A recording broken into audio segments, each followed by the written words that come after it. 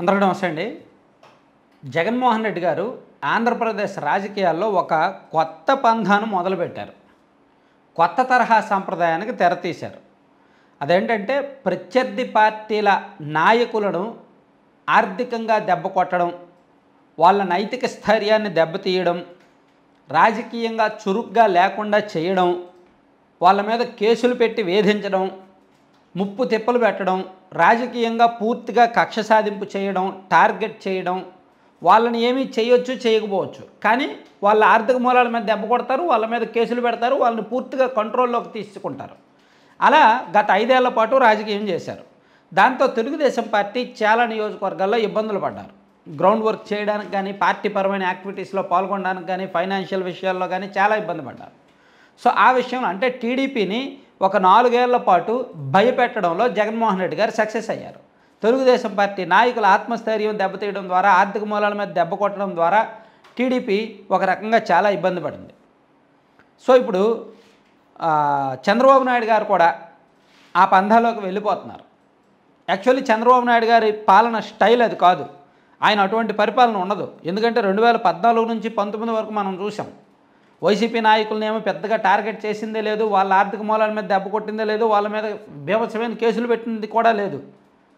కానీ 2019 నుంచి 24 వరకు జగన్మోహన్ రెడ్డి గారు చేశారు కాబట్టి ఇప్పుడు 24 నుంచి 29 వరకు మేము చేసి చూపిస్తాం, అది మీరే పరిచయం చేశారు, మీరే తీసుకొచ్చారు రాష్ట్రానికి, మీరు చేసింది మేము ఇప్పుడు మీ మీద చేస్తాం అనేటట్టు టీడీపీ వైఖరి ఉంది. అందుకే వైఎస్ఆర్ కాంగ్రెస్ పార్టీలోని ముఖ్య నాయకుల మీద కేసులు నమోదవుతున్నాయి. కొడాలి నాని గారి మీద ఆల్రెడీ 2 కేసులు, సజ్జల రామకృష్ణారెడ్డి గారి మీద 2 కేసులు, తీవ్రమైన కేసులు. అలాగే అంబటి రాంబాబు గారి మీద, వల్లభనేని వంశీ గారి మీద, లేళ్లప్పిరెడ్డి, దేవినేని అవినాష్, ఇలా వైఎస్ఆర్ కాంగ్రెస్ పార్టీలో కీలకంగా చెప్పుకునే టాప్ 10 లీడర్స్ మీద కేసులు నమోదు చేస్తున్నారు. పెద్దిరెడ్డి రామచంద్రారెడ్డి గారి ఆర్థిక మూలాలు దెబ్బ కొట్టడానికి బాలినేని శ్రీనివాసరెడ్డి గారిని, సజ్జల రామకృష్ణారెడ్డి గారిని, ఇలా పెద్ద తలకాయలను కూడా పూర్తిగా కంట్రోల్ చేసి వాళ్ళ ఆర్థిక మూలాల మీద దెబ్బ కొట్టి వైసీపీ నైతిక స్థైర్యం మీద దెబ్బ కొట్టాలనేది టీడీపీ వ్యూహం.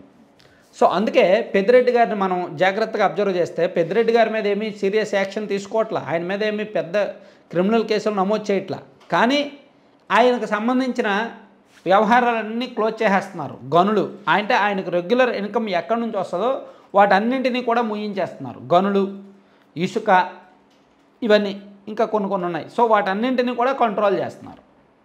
దాని వలన అక్రమార్జన ఆగిపోద్ది. సో అలాగే టైం చూసుకొని ఒకసారి ఆర్థిక మూలాల దెబ్బలు కేసులు కూడా ఉంటాయి. అలాగే కొడాలి నాని గారికి సంబంధించి ఆయన మీద ఆల్రెడీ 2 కేసులు పెట్టారు. ఇంకో 2 కేసులు 2-3 కేసులు నమోదు చేయడానికి రెడీ అవుతున్నారు. దీనివలన ఆయన అనుచరుల్లో కొంత ధైర్యం సన్నగిలుతుంది. పైగా వాళ్ళ ఆర్థిక మూలాల మీద కూడా దెబ్బ కొట్టే కార్యక్రమం ఒకటి జరుగుతుందన్నమాట. సో ఇక్కడ మనం చెప్పదగింది ఏంటంటే జగన్మోహన్ రెడ్డి గారు ఆంధ్రప్రదేశ్ రాష్ట్రానికి పరిచయం చేసిన రాజకీయాలనే చంద్రబాబు గారు కొంతమేరకు కొనసాగిస్తున్నారు. వైఎస్ఆర్ కాంగ్రెస్ పార్టీ నాయకుల్ని ఎవరైతే అవినీతికి దొరికారో వాళ్ళను అరెస్ట్ చేయడమో, కేసులు నమోదు చేయడమో కాకుండా వాళ్ళను ఆర్థికంగా దెబ్బ కొడితే వచ్చే ఎన్నికల నాటికి కూడా లేవలేరు. వచ్చే ఎన్నికల నాటికి కూడా ఈ అవినీతి సొమ్ము ఉంటేనే రాజకీయాల్లో రెచ్చిపోతారు, విర్రవీగుతారు. సో అవినీతి సొమ్ము లేకుండా చేస్తే చాలా డిసిప్లైన్గా రాజకీయం చేసుకుంటారు. అది చంద్రబాబు నాయుడు గారికి బాగా తెలుసు. కాబట్టి ఆయన వైఎస్ఆర్ కాంగ్రెస్ పార్టీలో చాలామంది నాయకుల మీద కేసులు నమోదు చేసి వాళ్ళ అవినీతి వ్యవహారాలను బయట పెట్టాలని ఉన్నారు తప్ప వాళ్ళ మీద అరెస్టులు చేసి వాళ్ళ మీద సింపతి వచ్చేలా మాత్రం చేయట్లేదన్నమాట. సో ఆ విషయంలో ఒక రకంగా చంద్రబాబు నాయుడు గారు success. So maybe YSR Congress పార్టీలో కూడా కీలకమైన నాయకులు ఉన్నారు. వాళ్ళ ఆర్థిక మూలాల మీద దెబ్బ కొడితే డైరెక్ట్గా సిబిఐ, ఈడీ రంగంలోకి రావాలి తప్ప ఆంధ్రప్రదేశ్ పోలీసులు లేదంటే ఆంధ్రప్రదేశ్ సిఐడి మాత్రం వైసీపీ నాయకుల జోలికి వెళ్ళే అవకాశం లేదు. అలా వెళ్తే వాళ్ళ మీద సింపతి వస్తుంది. అదే సిబిఐ అండ్ ఈడీ రంగంలోకి దిగితే మాత్రం కొంత ప్రయోజనం ఉంటుంది. జనంలో కూడా కొన్ని సిగ్నల్స్ వెళ్తాయన్నమాట. అదే ఆలోచిస్తున్నారు ప్రస్తుతానికి. Thank you.